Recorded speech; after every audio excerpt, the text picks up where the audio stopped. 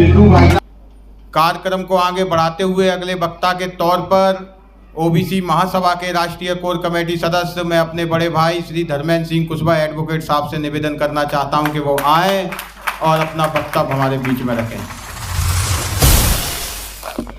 सबसे पहले मेरे साथ एक नारे के साथ हम अपनी एकता का परिचय दें। जय जवान जय किसान, जय जवान जय किसान।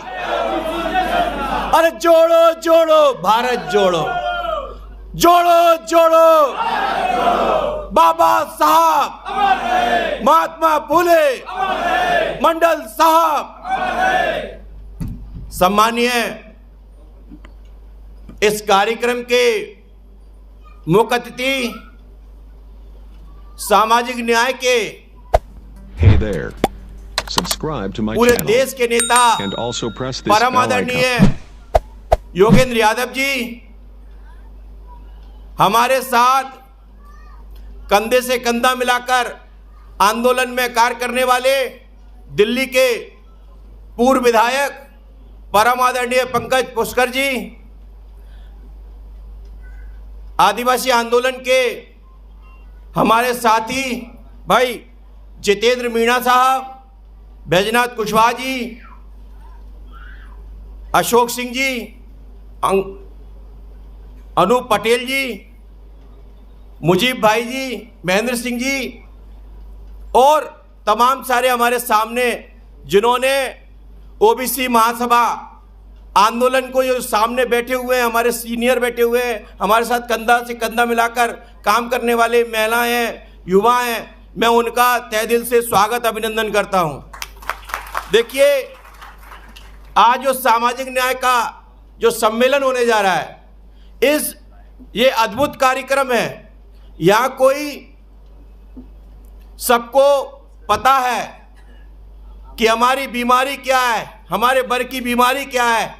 आज यहाँ से उस बीमारी का आज दवा दी जाएगी, क्योंकि जितना समय हो चुका 70 साल से लेकर 75 साल हो चुका है, लेकिन चाहे पिछड़े वर्ग की बात हो, चाहे आदिवासी भाइयों की बात हो, चाहे दलित भाइयों की बात हो, चाहे वंचित समाज की बात हो, चाहे मुस्लिम भाइयों की बात हो, लगातार एक एक व्यक्ति शोषण का शिकार होता जा रहा है। और इस बात के लिए भी कोई जिम्मेदार कोई सरकार है नहीं, जिम्मेदार हम हैं। और कबीर साहब ने तो खुद बोला है, क्योंकि हम खुद अपने आप में अपनी बुद्धि से कभी काम ही नहीं किया, हमारी बुद्धि को बांध के रखा। क्योंकि महात्मा फुले ने तो खुद कहा है कि सत्य मेरा आदि घर है और सत्य तुम्हें आजाद करेगा। लेकिन हमारे लोगों ने आज दिनांक तक मानसिक गुलाम की तरह सुबह से शाम तक वही मानसिकता में रहे। लेकिन आज जरूरत है अपने अधिकारों की बात है। जब जिस प्रकार से पूरे देश के अंदर जब 2010 में जातिगत जनगणना की बात हुई, पूरे देश के खासकर मैं उन नेताओं को बोलना चाहता हूं जिसमें इस देश के हमारे सामाजिक न्याय के नेता और मंडल जनक शरद यादव जी, जिन्होंने जातिगत जनगणना के लिए आवाज उठाई और ये कहा था कि हमारी एक पहचान होना चाहिए। जब 1931 में अंग्रेजों के सरकार में जब हमारी गिनती हो सकती है, तो आज़ाद भारत में हमारी गिनती नहीं होती। और 2011 में हुई, 2011 में जनगणना हुई, लेकिन आंकड़ा नहीं खोला गया। तो कहीं ना कहीं जब यूपीए की सरकार थी, लेकिन उस टाइम पे चाहे उत्तर प्रदेश के मुख्यमंत्री हो, चाहे उमा भारती हो, चाहे गोपीनाथ मुंडे हो, तमाम सारे नेताओं ने कहा, जब भाजपा की सरकार विपक्ष के लोग थे तब बोला था कि जनगणना होना चाहिए। लेकिन आज सरकार होने के बाद अगर हमारी गिनती नहीं है, कुत्ते बिल्लियों की गिनती हो रही है, पेड़ पौधों की गिनती हो रही है, हिजड़ों की गिनती हो रही है, और जहाँ तक कि हमारे पिछड़ों की गिनती नहीं है। ये दुर्भाग्य है। हम इस देश के आधे से ज़्यादा आबादी है, हर दूसरा आदमी ओबीसी है, लेकिन हमारी पहचान नहीं है। हम कितने लोग हैं? आज आपने देखा जब एक सामाजिक न्याय की धरती बिहार से जब इस आंकड़े को खोला गया तो हमारी संख्या 68% बताई गई, 63% बताई गई। तो ये समझने की बात है और आज जब हमारे लोग, आज सरकारें क्या बोल रही हैं कि सारे हिंदू हैं, सारे गरीब हैं और पिछड़ों की हिस्सेदारी की बात नहीं कर रही, तो कहीं ना कहीं दिख रहा है ना कि तुम्हारे प्रति, तुम्हारी हिस्सेदारी के लिए इस प्रकार से जो हो रहा है, ये आज हमें अपनी आवाज़ के लिए खुद एकजुट होने की आवश्यकता है। आपने देखा कि संसद के अंदर महिला आरक्षण बिल की बात होती है और उसको पास किया जाता है।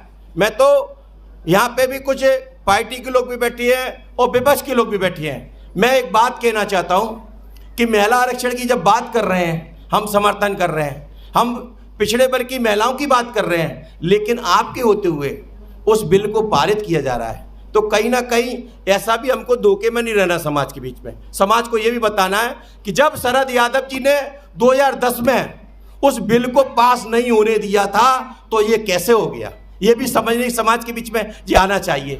दो मुस्लिम सांसद थे वो खिलाफ में इस बिल को पारित उन्होंने किया, लेकिन पिछड़े वर्ग के विधायकों की, सांसदों की, वहाँ के SC ST के जो सामाजिक न्याय की बात करते हैं या आदिवासी भाइयों की बात हो, चाहे सामाजिक न्याय के लोग हैं, जो सवर्ण जाति के लोग हैं, जो आज भी हमारे पक्ष में काम कर रहे हैं, उनका भी एक जिम्मेदारी होनी थी, लेकिन नहीं हुई।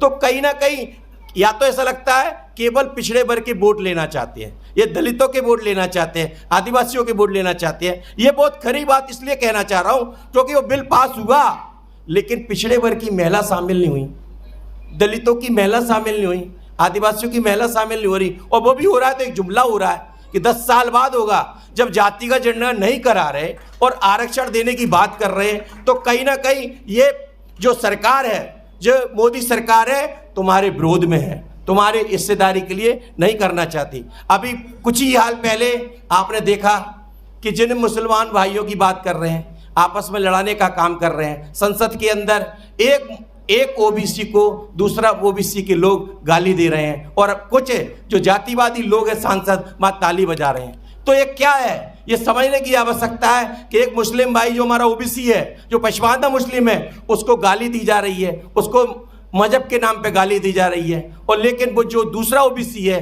वो अब समझ नहीं पा रहे कि ये हम दोनों भाई हैं और वो दोनों लोग ताली बजा रहे हैं। ये भी हमें समझने की आवश्यकता है, क्योंकि इसमें कोई मान सम्मान की बात नहीं, क्षति आपस में जो लड़ने का क्षति हमारे वर्ग को हो रही है, ना कि उन लोगों को। तो आज समझने की आवश्यकता है। अभी हाल ही में गुर्जर आंदोलन हुआ, अपने हक अधिकारों की बात कर रहे हैं, लेकिन वहां पर सरकार के द्वारा, RSS के द्वारा वहां पे कुछ उपद्रवियों को लाके उसमें आपस में झगड़ा कराकर हमारे लोगों को, निर्दोषों को वहां पे जेल में डाल दिया है, कुछ लोगों को झूठे केस लगा दिए हैं। जिस प्रकार से 2 अप्रैल में, मैं बहुत हार्ट के साथ बोलना चाहता हूं कि 2 अप्रैल में जब आंदोलन हुआ, दलित आंदोलन हुआ, एक जाति को टारगेट करके, जिसको जाटव समाज को बोलते हैं, उसी प्रकार से उनको जिस प्रकार से घरों में मायूस कर दिया, डरा दिया, समा दिया, उसी प्रकार से आज गुर्जर समाज को भी कर दिया है। और दुख के साथ मैं कहना चाहता हूं, आज आप लोग बैठे हुए हैं, मैं आप लोगों से एक विश्वास के साथ कहना चाहता हूं, देखिए वो माहौल नहीं बनाइए जो 2 अप्रैल में अकेले एक जाटव समाज का कोई नहीं था, वो आज गुर्जर समाज के साथ भी हो रहा है। हमें SC ST OBC के जो वंचित समाज के लोग हैं, उन लोगों से, जो लोग इसमें सभागार में बैठे हैं, हमें सबके लिए ताकत बनना चाहिए। ये OBC महासभा और भारत जोड़ो अभियान आपके साथ है, क्योंकि ये लड़ाई सबकी, हमारे भाइयों की है, ये करना चाहिए। दूसरी बात, आप देख रहे हैं अभी हाल ही में मध्य प्रदेश में एक आदिवासी भाई पर एक जो जातिवादी, एक समण की, एक जो भाजपा का नेता था, उनने उसके ऊपर बाथरूम कर दी। मैं पूछना चाहता हूं, ये लगातार एक नई घटना नहीं है, मीडिया पर दिख गया तो ये रोज हमारे आदिवासी भाइयों के साथ अत्याचार हो रहा है, ये पिछड़ों के साथ रोज हो रहा है, और वो माफी कौन मांगता है? ये पिछड़े वर्ग के लोग मांग रहे हैं। शिवराज मामा, जो अपने आप को मामा कहते हैं, वो खुद उनके पैर धोने जाते हैं। अरे अगर इतना बड़ा काम करना था, अगर RSS के लोग अगर समता मूलक समाज की स्थापना की बात कर कल्पना करते हैं, तो इस काम के लिए नरोत्तम मिश्रा क्यों नहीं गए? इस बात के लिए, इस काम के लिए गोपाल भार्गव क्यों नहीं गए? BD शर्मा क्यों नहीं गए? गोविंद राजपूत क्यों नहीं गए? इस बात का, अगर ये समता की बात करने वाले लोग हैं, ये समरसता की बात करने वाले, अरे अगर इतने बड़े बात थे तो नागपुर से ना, वो जो मोहन भागवत अपने आप को कहने वाले हैं, वो समता मूलक की बात करने वाले, वो आना था, पर हमारे आना किस ये क्या है, पिछड़े वर्ग के लोग तो जो गुलामी, जो मानसिकता गुलामी बनी हुई है, उसी हिसाब से शिवराज को लगा दिया, पैर धोने का काम कर रहे हैं। और मैं एक बात और कहना चाहता हूँ और लास्ट खत्म करके बोलूँगा कि ये गरीब